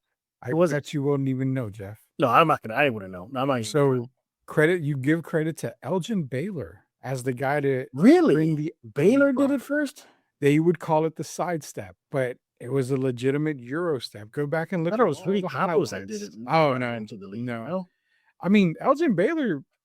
People don't understand. You say Elgin Baylor, they're like, who? But Elgin Baylor could probably go down as the greatest two-way player to ever play in the NBA. I mean, Michael Jordan looked up to him. Dr. J looked up to him. So, I mean, Elgin Baylor, he's credited to being the first person to bring technically the Euro step to the NBA. And for you kids out there, do your homework, man. Do your homework. It wasn't Manu. So, yeah. Well, if we're going to split hairs, then how about this? Then Marcelonis was the first European player to bring the side step or the Euro step to the league. I'll give you that. Well, I'll give you that. European player. But no, I mean, seriously, go look at highlights of Sharunas and you swear you're looking at Manu. Mm-hmm. Just a Lithuanian version of Manu. Yeah. You're looking at. It's eerily similar. Same aggressive style, the same Euro step, the same outside shot. Now, granted, they play different positions. As you mentioned, Marshall was a forward and Manu was a two guard. But still, the way they attack the basket, just crafty. I always wanted to ask that about Manu. That's the one thing I regret never asking Manu that is his thoughts on Marcelonis.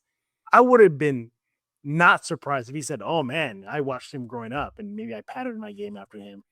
Something like that.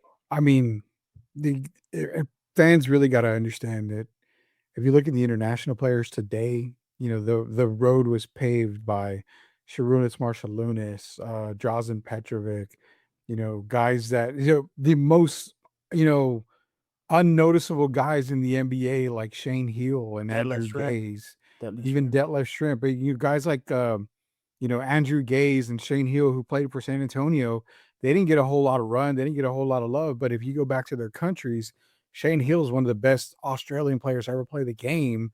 Andrew Gaze and Oscar Schmidt. I mean, those guys were scorers in their own right. So, the international players you see today are, they're the reason why that they are the way they are is because of those players before them, man. I mean, you can I would definitely say that if Oscar Schmidt and Arvydas Sabonis played in the NBA in their prime, good Lord, Sabonis would probably go down as the top 3, maybe top 2 center of all time. Oscar Schmidt would probably be the all-time greatest scorer in NBA history. So, yeah, I mean, we did not get a whole lot of love from them. I was going to ask you that. I'm going to ask you about the all-time scorer. Mm-hmm. Do you think Petro threatens that? Being an all-time scorer. Yeah. I think he gets close. Petro was a scoring machine, man. No, I don't think he has a long enough career. Really? I would say I didn't think he would have a long enough career. He started relatively off slow when he played in the NBA. Well, Blazers, right? He started the Blazers, yeah. Yeah. So also known fact for everybody that loves it, we both work with Derek Irvin, Jeff and I. When Derek Irvin got hurt in New Jersey, they traded for Drazen Petrovic. Drazen Petrovic took Derek's spot.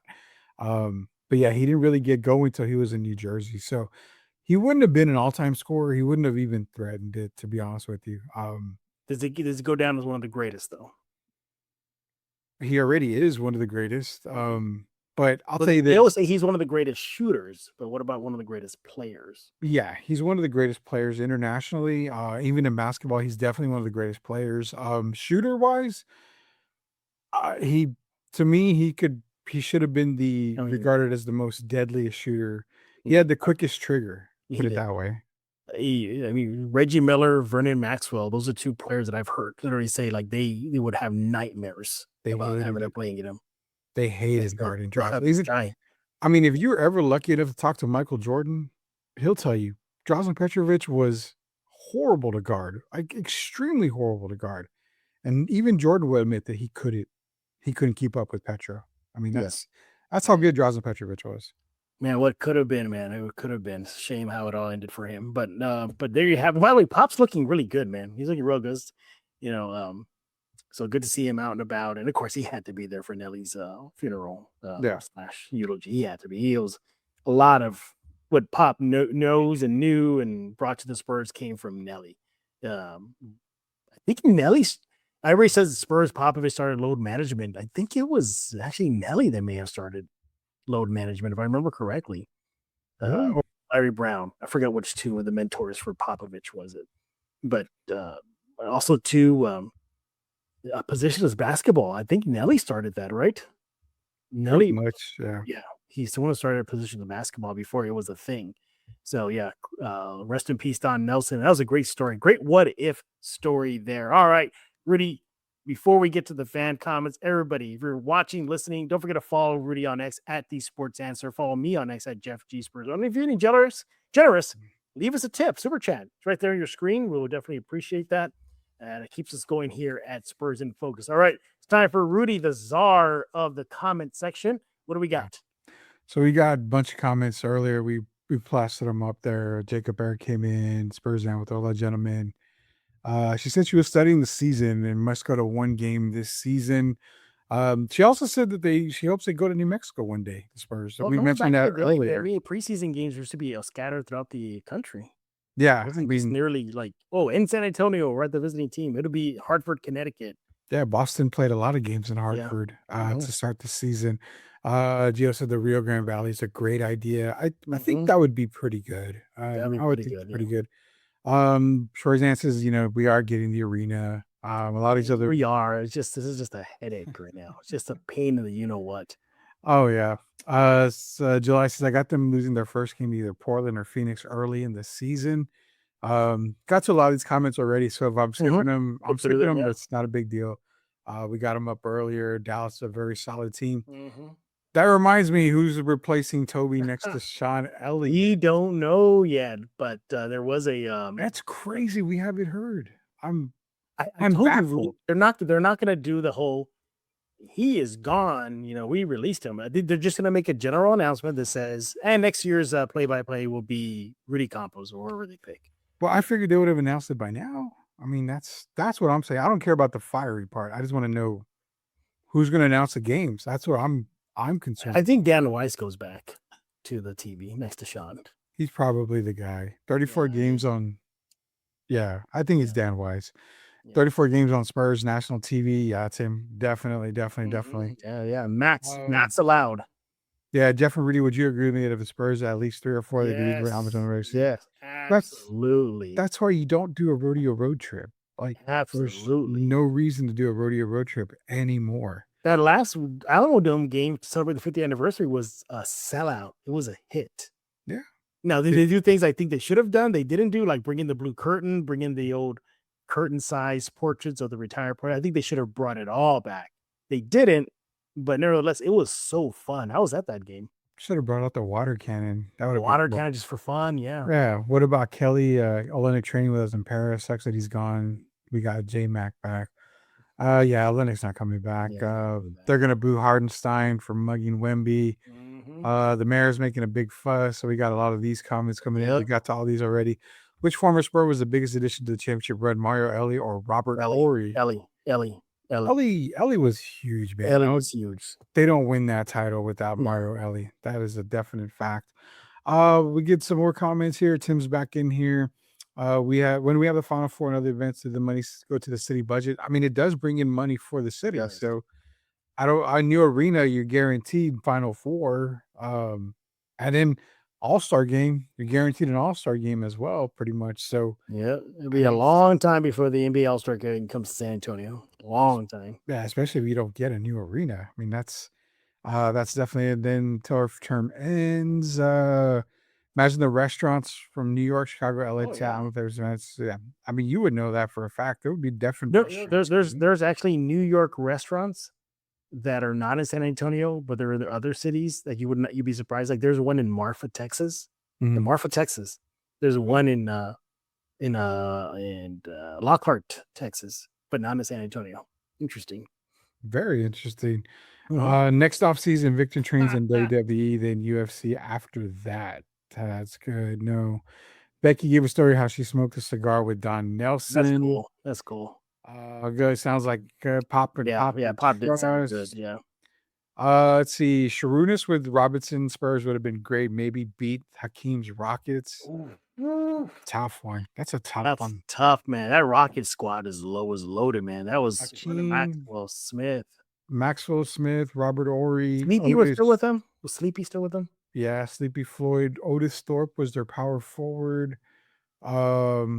Chucky Brown was there too. I mean, the Rockets was there. Yeah, that was coach. That's a very loaded squad. I don't know if that would have worked. At Spurs in, I think Gino Ortiz-Jones is playing with Vegas money to move the Spurs. Why else would she be so hell-bent on trying to move them? I don't think they're trying to move the Spurs. She's making it very difficult. She's making it very difficult. She actually saying she wants to move the team, so they're going back and forth. She's never said that. She's never said that.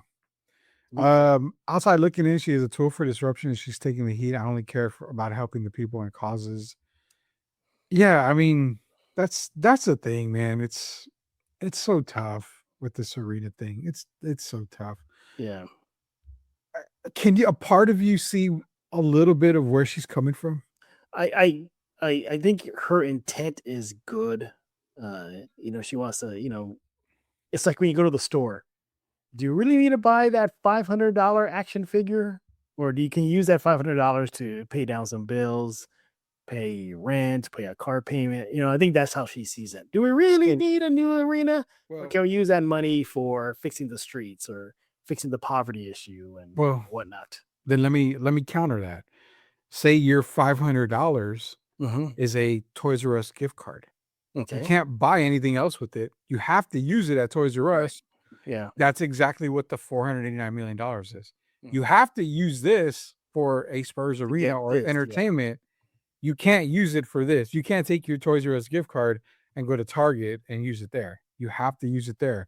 That's what I'm getting at. I understand this money is for this only. That's it. Nothing else. So I get she thinks that it's going to help in other places when it really is not. So Spurs in Focus, facts when I was talking about Marshall Elgin chance there. Look at that. Elgin Baylor, the first one with the Euro step.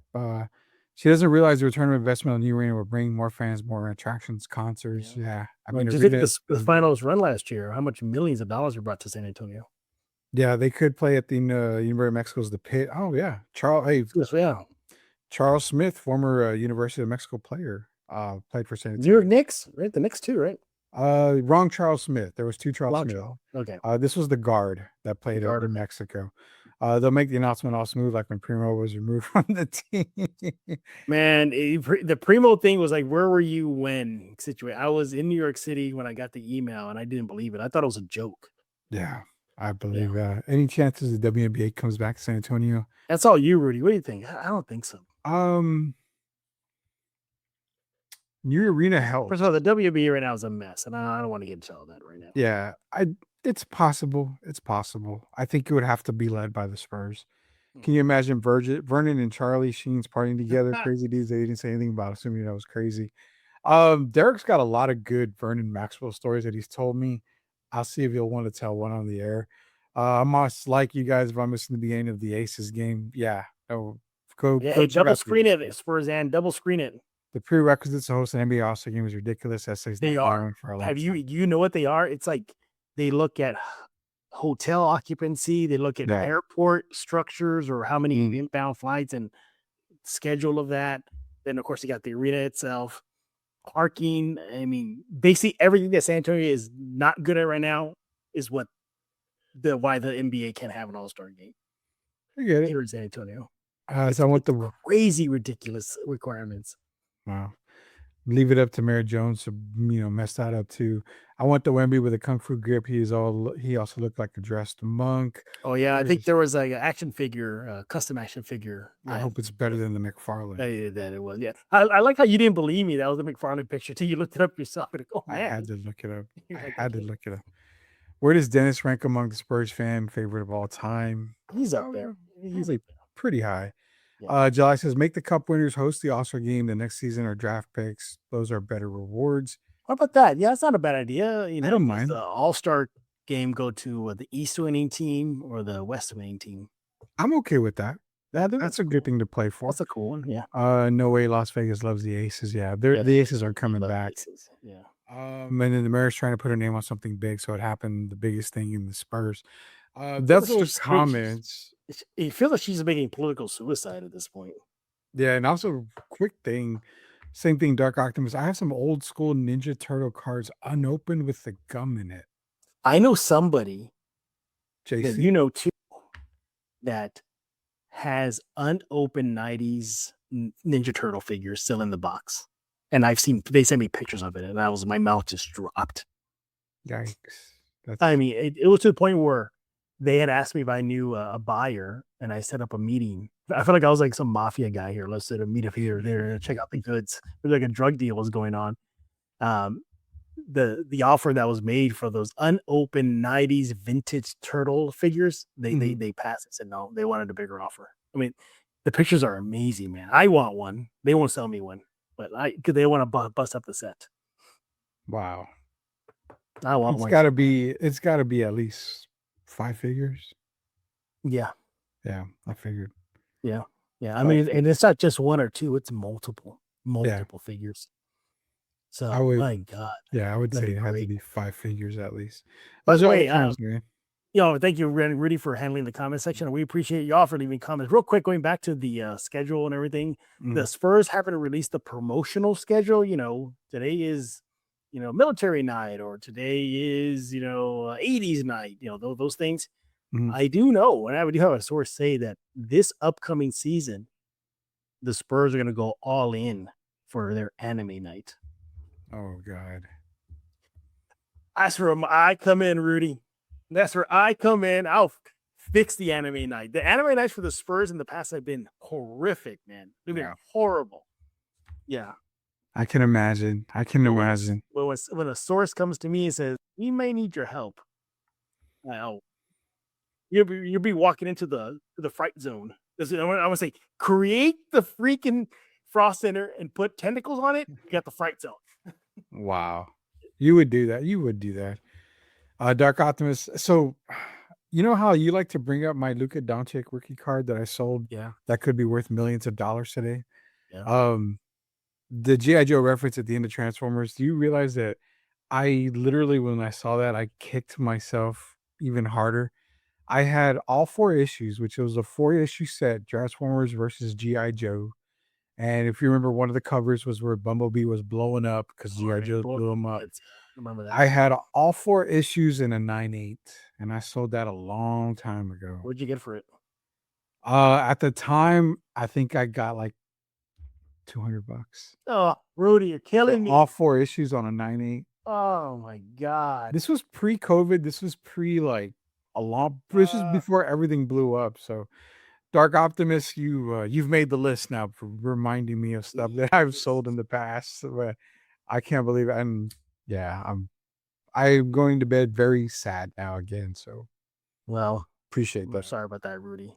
Rudy, you were sitting on treasure chest, and you kind of got a good return on the Luka. I mean, it wasn't horrible.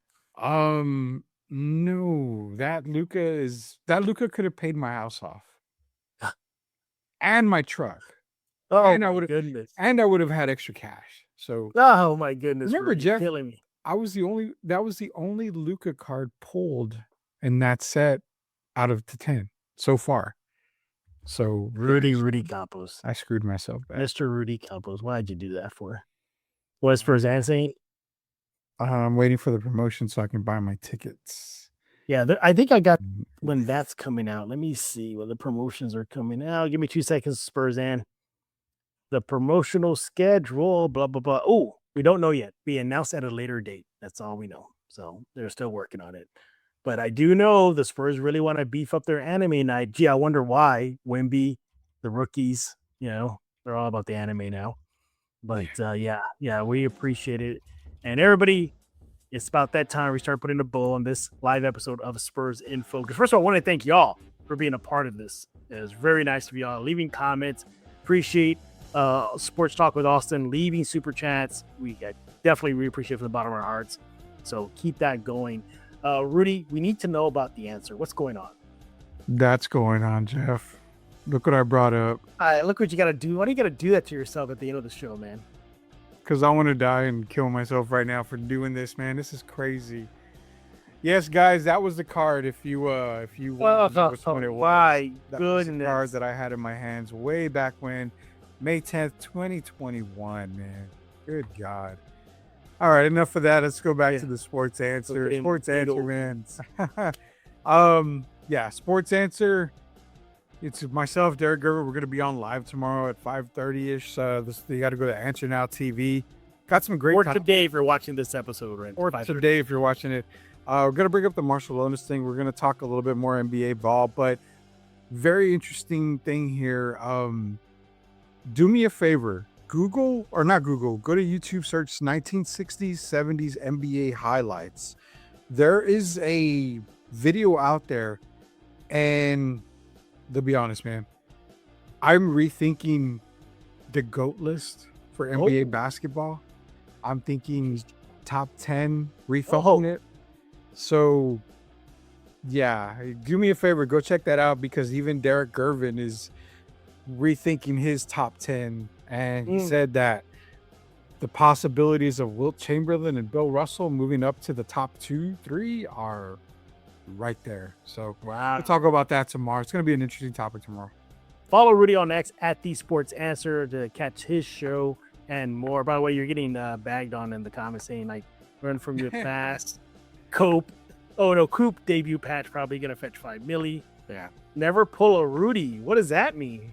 Basically, don't ever sell anything that you're supposed to keep in hand. There you go. Yeah. That's it. Yeah, all right, Rudy. Well, as Rudy starts crying now, and he'll do that in the shower later on in this episode. Well, when we're done here. Again, Rudy, thank you so much for joining us here and handling the comment section and talking all things silver and black. Follow him on X at The Sports Answer and leave us your comments. Leave me your comments at Jeff G. Spurs or on the YouTube page at Spurs In Focus on the topics today. What do you think about the Spurs season schedule? It's out. Like, dislikes, key games. What are you going to watch? Also, what do you think about Wemby getting on the field with rugby players? Is that good or bad? Also, Pop and his comments about chasing Sarunas Marciulionis and Project Marvel. Yeah, that's probably the biggest topic right now among Spurs fans. Let us know. Subscribe on iTunes, Spotify, YouTube Music. What else you got? Pocket Cast. The list goes on. Go subscribe right now. Spurs In Focus Substack is completely free. Google that. Hit subscribe. You are in. Become part of the crew. And once again, you can follow me on X at Jeff G. Spurs On. And I thank you for making Spurs In Focus your first and only spot for all things San Antonio Spurs. Ignore the rest. Unsubscribe to those other shows. You only want to subscribe here to Spurs In Focus, because the season is getting closer. We're not out of the woods yet, but you can start seeing that light at the end of the tunnel. It's getting a little brighter now, but it'll be here soon enough. We'll be back next week as the Spurs offseason continues. So for Mr. Rudy Campos, who sold a Luka Doncic card that he's regretting to this day, I am Jeff Garcia, and now you're in focus with Spurs In Focus.